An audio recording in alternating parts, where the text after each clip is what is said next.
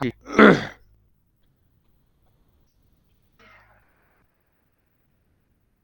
किसकी शुरुआत होने वाली है? Linear algebra. ठीक है। अल्टीमेटली बात किस पर होने वाली है? एल्जेब्रा पर। ठीक है। तो लीनियर एल्जेब्रा में भी पहले आप वेक्टर स्पेस पढ़ोगे। ठीक है। Vector space.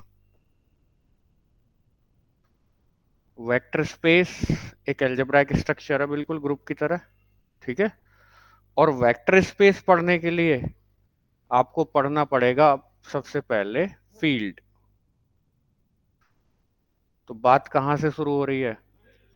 फील्ड से। अगर आप फील्ड को जानते हो अगर आप फील्ड को जानते हो तो फिर आपकी समझ में आ जाएगा वेक्टर स्पेस।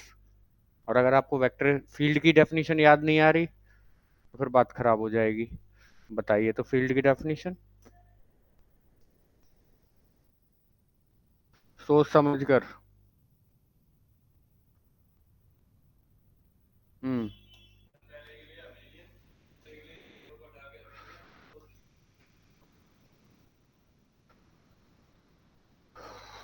बात कर लेते हैं आराम से। पहले किसकी डेफिनेशन आ रही है? फील्ड की, क्योंकि हमने तो आज तक ऐसे ही हर सब्जेक्ट शुरू किया कि जिन चीजों की जरूरत पड़ेगी उन्हें कॉइन करते चलो। और हाँ, उनकी डेफिनेशन पहले उठा लो, चाहे हमने अलजेब्रा पढ़ा, चाहे हमने सीक्वेंस पढ़ा, चाहे हमने कुछ भी पढ़ा। तो पहले डेफिनेशन किसकी आ रही है जी? फील्ड की। आई बात समझ में?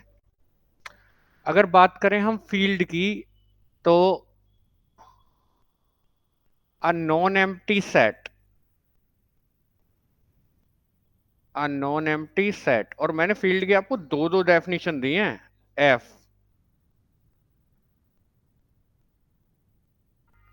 विद बाइनरी ऑपरेशन, या is a field is a field, या फिर ऐसे लिख लो कि एनी रिंग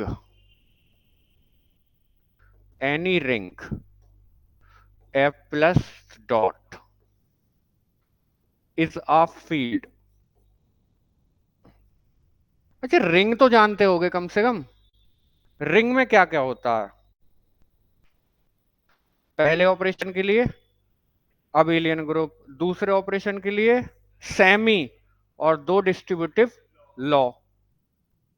तो इन चीजों को जरा इधर लिख लो कि जैसे ही आपने रिंग बोला ना, तो एफ प्लस कैसा ग्रुप हो गया? अबेलियन ग्रुप हो गया। एफ डॉट कैसा हो गया? सेमी ग्रुप हो गया। और दो डिस्ट्रीब्यूटिव लॉ। तो इनको ऐसे लिख देते हैं, and two distributive laws hold. Two distributive law hold कर देंगे। Is a field if and only. अब इतनी प्रॉपर्टी तो रिंग कहते ही बात आ गई, इतनी प्रॉपर्टी तो रिंग कहते ही आ गई। ठीक है। अब आपको क्या काम करना है? अबेलियन हो गया, सेमी हो गया। तो अबेलियन पहला तो ठीक है, दूसरे ऑपरेशन के लिए भी ग्रुप बनना चाहिए, लेकिन जीरो को हटाकर। ठीक है। क्योंकि जीरो का मल्टीप्लिकेटिव इनवर्स नहीं मिलता। तो आप क्या काम कर लो, पहले तो इसका आइडेंटिटी एलिमेंट लाओ। If and only if number एक, F has unity. F has unity, और साफ साफ बताया हुआ है कि फील्ड का जो यूनिटी एलिमेंट होता है वो सेकंड ऑपरेशन के लिए आइडेंटिटी होता है। खूब जानते हो। अच्छा, बनना चाहिए अबेलियन। तो F is commutative. F is commutative. ये कॉम्यूटेटिव वर्ड जो आया कौन से ऑपरेशन के लिए आया? सेकंड ऑपरेशन के लिए। कि A dot B is equal to B dot A for all A comma B belongs to F. और नंबर तीन, every non zero element every non zero element in F, या फिर every non zero element has its multiplicative multiplicative inverse in F. लो जी, हो गई field की definition पूरी। मतलब जो वहां इसको ग्रुप बनाने, जिसको अबेलियन ग्रुप बनाने के लिए छुट गए ना, उनको यहां लिख दो तीन चीज को और ऊपर रिंग कहकर काम चला दो। आई बात समझ में? या फिर अल्टीमेटली बस इतना सा कह दो कि भैया कोई भी सेट या कोई भी algebraic structure F plus dot आपका फील्ड बन जाएगा। कब? जब नंबर एक पहले ऑपरेशन के लिए कैसा हो, इज एन अबेलियन ग्रुप। हाँ, और सेकंड की बात करें तो पहले जीरो को हटा लो, ऐसे करके हट गया जीरो, और डॉट के रेस्पेक्ट में इज एन अबेलियन ग्रुप, और दो डिस्ट्रीब्यूटिव लॉ होल्ड कर जाएं, टू डिस्ट्रीब्यूटिव लॉज होल्ड। तो चाहे कोई सी भी पिक कर लीजिए आप, लेकिन आपको फिर ग्रुप की डेफिनेशन भी याद होनी चाहिए। ग्रुप की कितनी प्रॉपर्टीज होती हैं टोटल? चार प्रॉपर्टीज। पहली अबेलियन, दूसरी सॉरी अबेलियन ग्रुप की पहली क्लोजर, दूसरी एसोसिएटिविटी, तीसरी एग्जिस्टेंस ऑफ आइडेंटिटी, चौथी एग्जिस्टेंस ऑफ इनवर्स, और पांचवी कॉम्यूटेटिविटी। तो इन प्रॉपर्टीज को अगर जानते हो तो अब मैं जब कोई काम करूंगा तो मैं ये कहूंगा कि प्लस ऑपरेशन के लिए अबिलियन ग्रुप बनता है फील्ड, जीरो को हटाकर मल्टीप्लाई के लिए अबिलियन बनता है। तो सारी प्रॉपर्टी आ गई, क्लोजर भी आ गई, एसोसिएटिविटी आ गई, एग्जिस्टेंस ऑफ आइडेंटिटी और एग्जिस्टेंस ऑफ इनवर्स, और हाँ, और दो डिस्ट्रीब्यूटिव लॉज। तो ये जो चीजें दिखाई दे रही हैं, असल में इस पर ज्यादा सोचिए आप, क्योंकि वेक्टर स्पेस की डेफिनेशन के एक एक पार्ट में योगदान है किसका? फील्ड का। वहां कुछ भी काम हो रहा है ना, तो पहले ये देख रहा है कि पहले फील्ड की पूर्ति कर रही है बात या नहीं। अगर कोई प्रॉपर्टी फील्ड की पूर्ति नहीं कर पा रहा तो बात वहां खराब हो जाएगी। आई बात समझ में?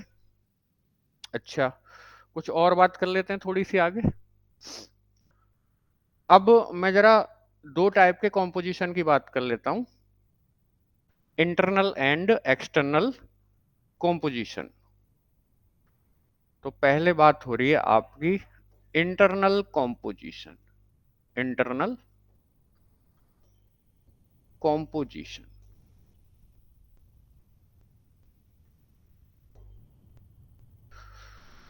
हाँ जी, यहां तक कोई प्रॉब्लम तो नहीं है? जरा बता दो जो भी लोग क्लास में। ये फील्ड की डेफिनेशन क्लियर होगी ना पीछे वाली? ठीक है। अगर बात करें इंटरनल कंपोजिशन की, तो आप बड़े बड़े अच्छे स्ट्रक्चर्स पढ़कर आए हो जिनमें आपने ग्रुप पढ़ा, यहां तक भी रिंग भी पढ़ लिया, फील्ड, इंटीग्रल डोमेन, सारी चीजें पढ़ ली। तो वहां एक काम करते थे कि आप एक काम करते थे वहां कि अगर ए कॉमा बी बिलोंग कर रहे हैं किसी सेट को, सपोज टू बी जी कोई बिलोंग कर रहे हैं, और आपने वहां एक बाइनरी ऑपरेशन सुना था कि देन अगर स्टार बाइनरी ऑपरेशन है तो ए स्टार बी बिलोंग कर जाएगा जी को। ठीक है। अच्छा, ये जो ऑपरेशन था ये किन के बीच में लग रहा है? ए और बी के, ग्रुप के दो एलिमेंट के। अच्छा, सेम सेट से ही दो एलिमेंट आए और उनके बीच में लगा ये स्टार। तो आपको पता कि स्टार ऑपरेशन जिन दो एलिमेंट के बीच में लगा वो किसी एक ही सेट से आ रहे हैं। दोनों एलिमेंट किससे आ रहे हैं? एक ही सेट से। तो अगर जिनके बीच में ऑपरेशन लग रहा है वो एलिमेंट एक ही सेट से आ रहे हैं, तो ये वाला जो ऑपरेशन है वो कैसा ऑपरेशन कहलाएगा? इंटरनल कंपोजिशन कहलाएगा। Internal composition. आई बात समझ में? अब बात को बदलते हैं।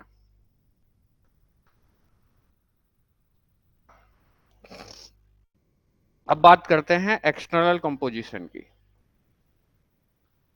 एक्सटर्नल कंपोजिशन,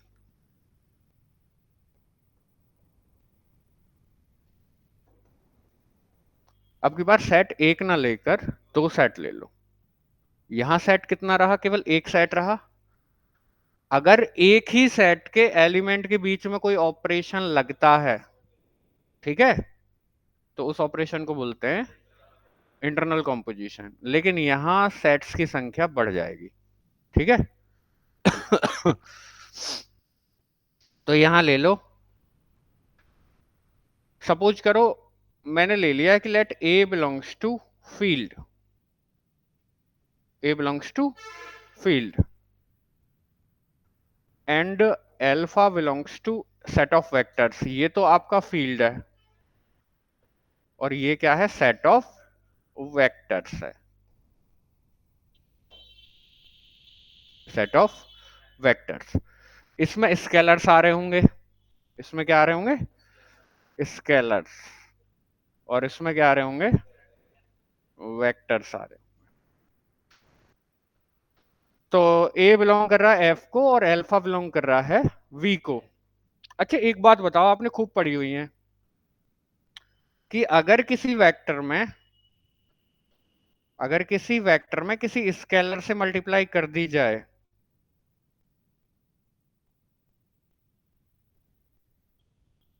बोलो, तो वेक्टर आएगा या स्केलर आएगा?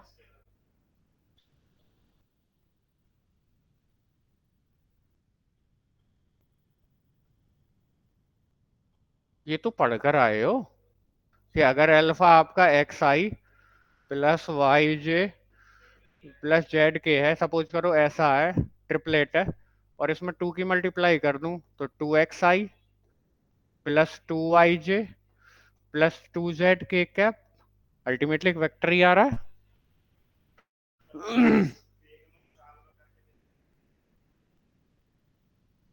वेग चाल? नहीं, कहीं और सोच रहे हो।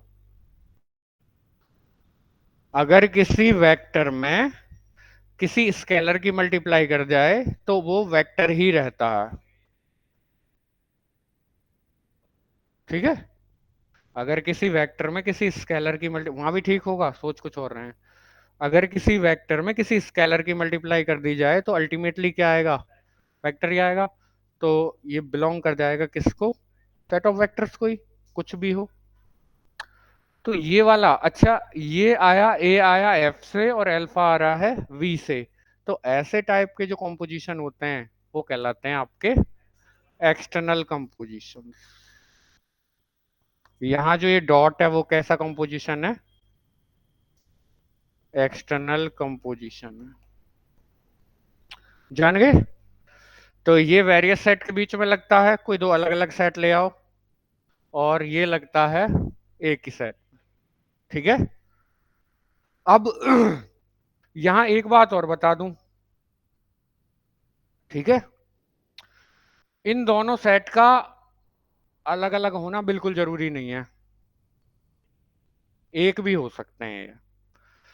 सपोज करो मैंने कुछ ऐसा ले लिया कि यहां भी फील्ड ही ले लिया, लेकिन बोला ऐसे जाएगा कि ऊपर जो फील्ड लिया है सेम फील्ड, ऊपर वाले फील्ड के एलिमेंट ट्रीट करे जाएंगे किसकी तरह? स्केलर्स की तरह।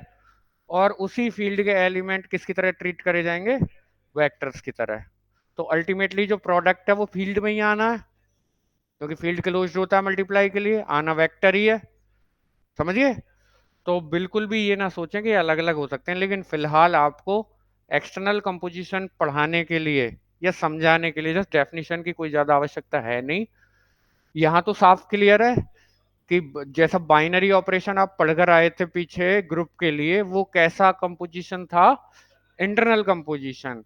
लेकिन अगर आपके दो टाइप के सेट हैं, एक में भरे हुए हैं स्केलर्स और एक में भरे हुए हैं वेक्टर्स, या कुछ और है, एक में मैट्रिक्स भरे हुए हैं एक में स्केलर्स भरे हुए हैं।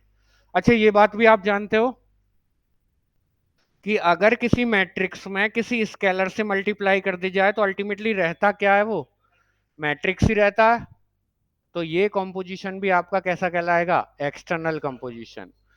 समझ गए बात? बोलो कोई दिक्कत हो तो बात हो रही थी इंटरनल और एक्सटर्नल कंपोजिशन की।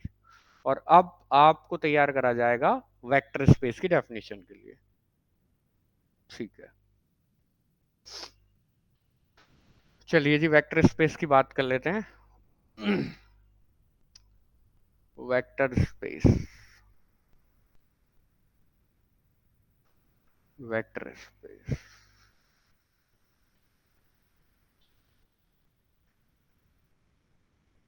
Vector space, late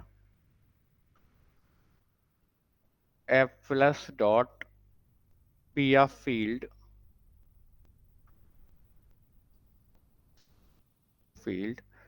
and v be a non-empty set, v be a non-empty set।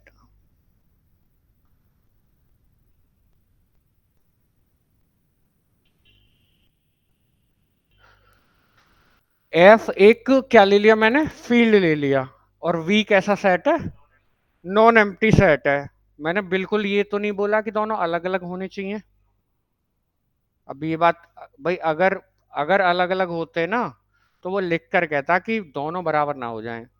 लेकिन एक ऐसा केसेस बन सकता है कि कोई फील्ड अपने ऊपर भी वेक्टर स्पेस बना सकता है, यानी उसके लिए स्केलर्स के लिए ये आ जाएगा और वेक्टर्स के लिए ये आ जाएगा। खैर इस बात को छोड़ो, जब आएगा तब बात करेंगे। Let F plus dot be a field and V be a non empty set. Hair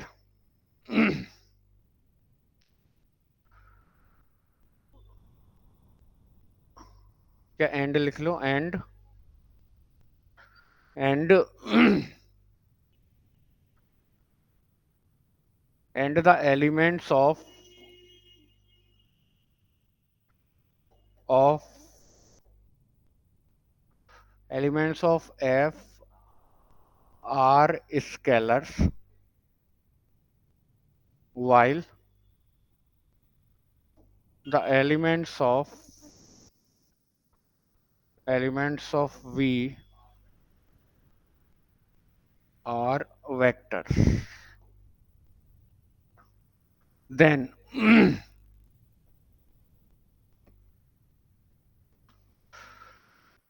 V is a vector space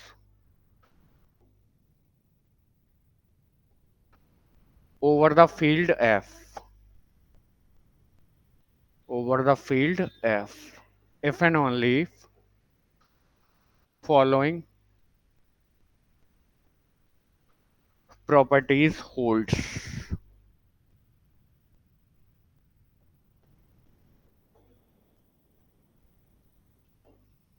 कौन कौन सी प्रॉपर्टीज हैं? अच्छा लेकर क्या चल रहे हैं, पहले इसके ऊपर ही बात चल रही है।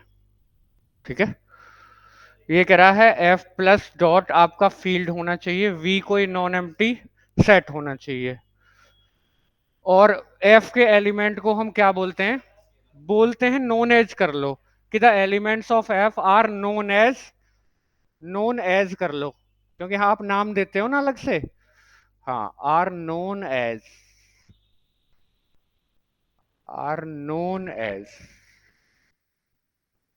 Scalars while the element of v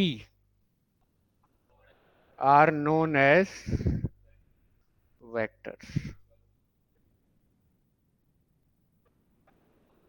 hmm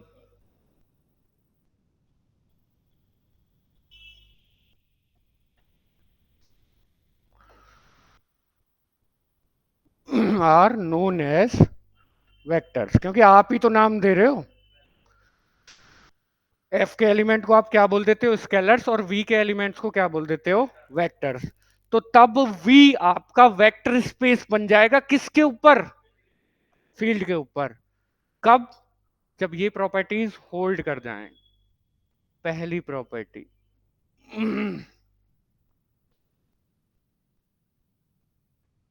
A alpha plus नहीं v plus is an abelian group. जो आपका सेट ऑफ वेक्टर्स है वो वेक्टर एडिशन के लिए क्या बन जाना चाहिए? Abelian group. ठीक है, और लिख लो, साफ साफ डेफिनेशन की बात कर रहे हो। Where plus is vector addition या डिनोट्स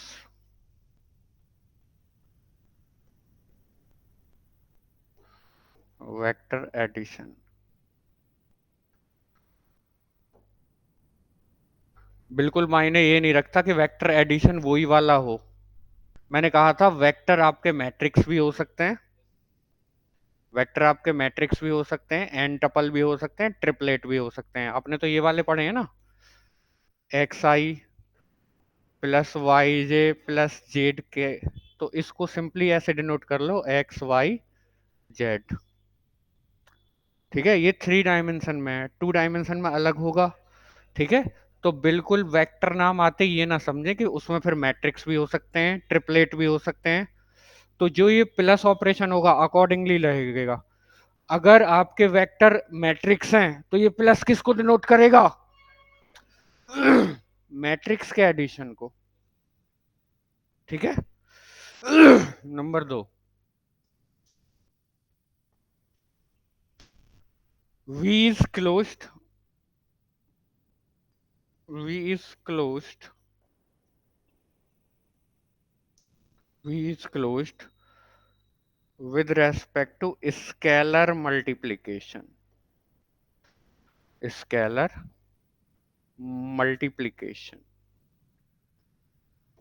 अगर बात करूं स्केलर मल्टीप्लिकेशन की, that is if a belongs to f and alpha belongs to v, this implies a dot alpha belongs to v for all a belongs to f and alpha belongs to v। ये scalar है और ये vector है। हाँ, तो जो v है आपका स्केलर मल्टीप्लिकेशन के लिए क्लोज्ड होना चाहिए, यानी v के किसी भी वेक्टर में आप स्केलर से मल्टीप्लाई करो तो आंसर किस में ही आना चाहिए? v में ही आना चाहिए। तभी तो बोला जाएगा कि v is closed with respect to scalar multiplication.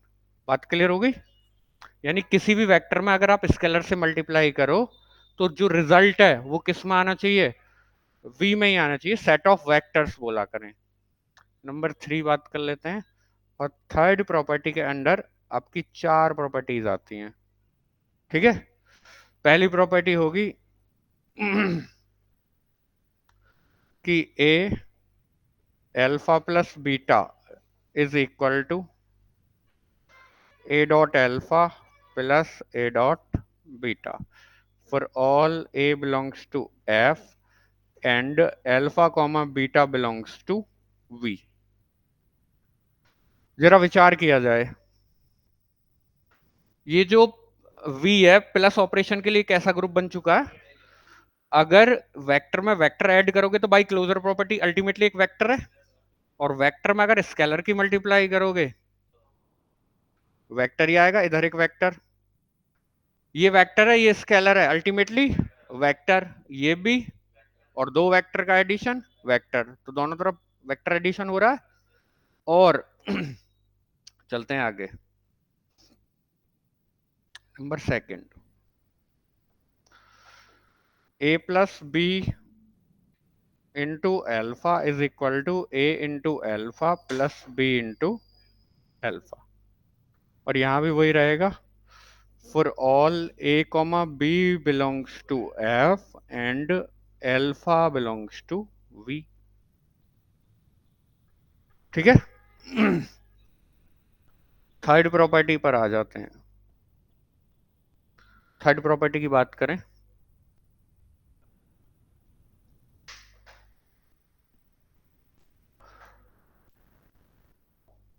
Third property की बात करें तो A into b alpha is equal to a b alpha, और इसमें भी लिख दो for all a comma b belongs to field and alpha belongs to v. अभी वन बाई वन डिस्कस करेंगे। नंबर 4,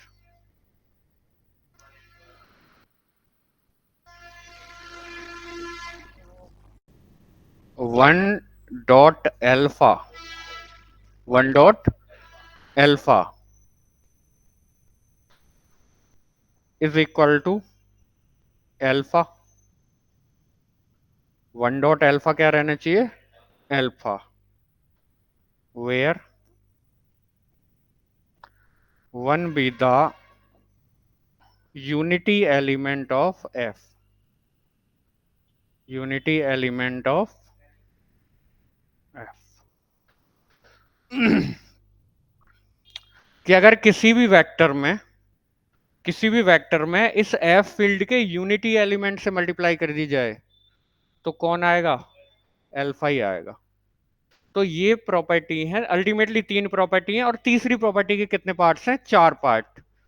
तो आपका अगर कोई v इन प्रॉपर्टीज को होल्ड कर लेता है तो v आपका वेक्टर स्पेस बन जाता है किसके ऊपर? फील्ड के ऊपर, f के ऊपर। ठीक है, तो ये 3 प्रॉपर्टी आते ही आपका v क्या बन गया? वेक्टर स्पेस बन गया किसके ऊपर? फील्ड f के ऊपर। यहां लिख देंगे कि if v is a vector space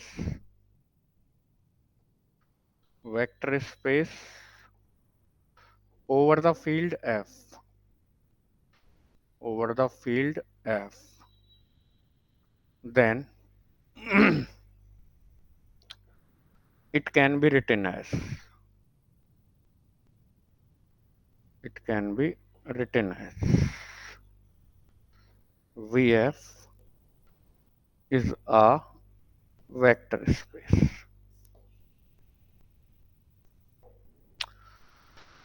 अगर v आपका वेक्टर स्पेस बन जाता है फील्ड f के ऊपर तो हम क्या लिख सकते हैं कि vf अपने आप में क्या है? Vector space. इससे आपको पूरी इंफॉर्मेशन मिल जाएगी कि v आपका वेक्टर स्पेस है किसके ऊपर? फील्ड f के ऊपर। तो बिल्कुल ग्रुप की तरह एक डेफिनेशन आई वेक्टर स्पेस में भी। समझ में आया क्या है? दोबारा से एक बार फिर से समराइज कर लेते हैं। एफ प्लस डॉट आपका एक फील्ड है, वी को, अच्छा एक बात बताओ, एफ प्लस डॉट जैसी फील्ड बना अपने आप नॉन एम्प्टी हो जाएगा। वी आपका एक नॉन एम्प्टी सेट अलग से लेकर आया मैं। जो एफ के एलिमेंट है वो क्या कहलाएंगे? स्केलर्स, और जबकि जो वी के एलिमेंट है वो क्या कहलाएंगे? वेक्टर्स। तो वी आपका वेक्टर स्पेस बन जाएगा फील्ड एफ के ऊपर। वेक्टर स्पेस बनने के लिए फील्ड की जरूरत पड़ती है, तो जो सेट ऑफ वेक्टर्स है वो सेट ऑफ स्केलर्स के ऊपर क्या बन जाएगा? Vector, vector space. अगर ये प्रॉपर्टीज होल्ड कर जाएं, कौन कौन सी प्रॉपर्टीज? नंबर 1, जो आपका सेट ऑफ वेक्टर है वो वेक्टर एडिशन के लिए कैसा ग्रुप? अबेलियन ग्रुप बन जाना चाहिए। वी क्लोज रहना चाहिए with respect to scalar multiplication, और स्केलर मल्टीप्लीकेशन बिल्कुल ओपन करके बताया हुआ है कि अगर कोई भी एक स्केलर उठाऊं, कोई भी, फॉर ऑल बात करके आया हूं, कोई भी एक स्केलर उठा लूं और कोई भी वेक्टर उठा लूं, उनका अगर एक्सटर्नल कंपोजिशन कराऊं तो रिजल्ट किस में आना चाहिए? हाँ, मैं ये भी नहीं कह रहा मल्टीप्लाई कराऊं, कोई भी एक स्केलर उठाऊं कहीं से भी पूरे फील्ड से और कोई भी एक वेक्टर उठाऊं, अगर उनका एक्सटर्नल कंपोजिशन करा रहा हूं तो रिजल्ट किस में आना चाहिए? वी में ही आना चाहिए। थर्ड प्रॉपर्टी के अंडर कितनी प्रॉपर्टीज आती हैं? 4 प्रॉपर्टी। पहली प्रॉपर्टी कहती है कि A dot alpha plus beta, जो आपका एक्सटर्नल कंपोजिशन है उसको डिनोट कर रहे हैं हम डॉट से, और जो आपका इंटरनल कंपोजिशन है उसको डिनोट कर रहे हैं यहां प्लस से। ठीक है, प्लस हमेशा प्लस नहीं होता। प्लस का मतलब ये नहीं है दो संख्याओं को ऐड कर दो। प्लस वर्क करता अकॉर्डिंगली के सिचुएशन क्या है या ऑपरेशन क्या है। क्लियर होगी बात? वेक्टर एडिशन का मतलब मैंने बताया था साफ साफ कि वेक्टर किन को ले रहे हो आप? अगर वेक्टर आपके मैट्रिक्स हैं तो मैट्रिक्स एडिशन हो जाएगा, वेक्टर आपके ट्रिपलेट हैं तो उनका एडिशन हो जाएगा, या कुछ और हो सकता है, या पॉलिनोमियल्स हो सकते हैं। वेक्टर क्या भी लिए जा सकते हैं, पॉलिनोमियल्स। क्लियर होगी बात, पॉलिनोमियल तो पढ़कर आए हो। तो a dot alpha plus beta is equal to A dot alpha plus A dot beta. Clear होगी बात। a plus b dot alpha is equal to a dot alpha plus b dot alpha for all a comma b belongs to field and alpha belongs to v। और ये देखना तीसरी वाली पर गौर करना कि a dot b dot alpha होगा वैसे तो, पर कोई बात नहीं, अंडरस्टूड है। b dot alpha is equal to a b dot alpha for all a comma b belongs to f and alpha belongs to v। और लास्ट वाली कि one dot alpha is equal to alpha where one अच्छा एक काम कर लो, for all alpha belongs to V और लिख लो इसमें, यानी ये सभी एलिमेंट के लिए ट्रू है। हाँ ये सभी एलिमेंट के लिए ट्रू है, for all alpha belongs to V. कि one dot alpha is equal to alpha where one with the unity element of F. बताइए कोई दिक्कत। और हाँ, अगर v आपका वेक्टर स्पेस बन गया फील्ड f के ऊपर, तो हम ये लिख सकते हैं then it can be written as कि vf वेक्टर स्पेस है, यानी v वेक्टर स्पेस है किसके ऊपर, f के ऊपर। तो ये फील्ड की डेफिनेशन आपको याद कर लेनी है। यहां तक कोई प्रॉब्लम हो तो एक बार बता दो, किसी चीज को दोबारा रिवाइज करवाना है तो हम कर लेंगे।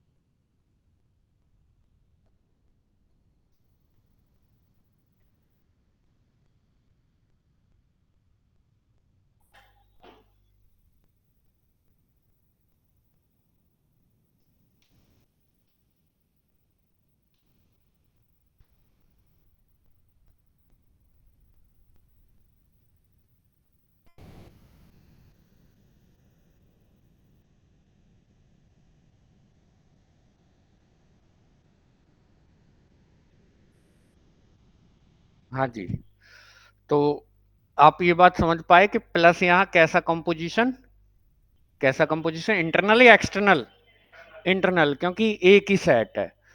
लेकिन यहां जो ये वाला डॉट यूज हो रहा है ये कैसा, एक्सटर्नल कंपोजिशन। तो पूरा पोस्टमार्टम कर लो, कोई दिक्कत हो तो बता दो। ठीक है, हो गई क्लियर वेक्टर स्पेस की डेफिनेशन। कल आपको बाय वर्ड याद होनी चाहिए, यही जैसे हमने थर्ड सेम में ग्रुप की एक डेफिनेशन दे दी थी और बाय वर्ड याद करने को बोला था। एक एक चीज का अपने एक मायने हैं, आपको यहाँ भी पता चल रहा होगा कि दो वेक्टर का, ये दोनों किससे आ रहे हैं क्या, फील्ड से। और फील्ड पहले ऑपरेशन के लिए अबिलियन ग्रुप होता है, तो अल्टीमेटली ये ब्रैकेट बिलोंग कर जाएगा फील्ड को। एल्फा एक वेक्टर है और ऊपर ही बोल चुके हो स्केलर मल्टीप्लिकेशन के लिए क्लोज्ड है, तो अल्टीमेटली एक वेक्टर रहेगा इधर, ये भी एक वेक्टर, ये भी एक वेक्टर, और दो वेक्टर का एडिशन अगेन अ वेक्टर। हर जगह सही बैठेगी। स्केलर में वेक्टर की मल्टीप्लाई करने पर वेक्टर हो गया, और वेक्टर में फिर से स्केलर की तो अल्टीमेटली वेक्टर। और ये स्केलर, क्योंकि फील्ड मल्टीप्लाई के लिए क्लोज्ड भी होता है दूसरे ऑपरेशन के लिए, तो स्केलर और उसमें एक वेक्टर का डॉट कर दें तो अल्टीमेटली वेक्टर। तो हर जगह बात बैलेंस है, तो कुछ नहीं है वेक्टर स्पेस में भी, बिल्कुल ग्रुप की तरह जाएगा साफ। ठीक है, हाँ। इतना ही रहने में, यही तो कह रहे थे तुम लोग। बुक नहीं है, बुक ले लीजिए। ठीक है, हमारे पास भी आज पीडीएफ नहीं थी, हमने ऐसे ही पढ़ाया। ठीक है जी, कोई दिक्कत, ठीक है।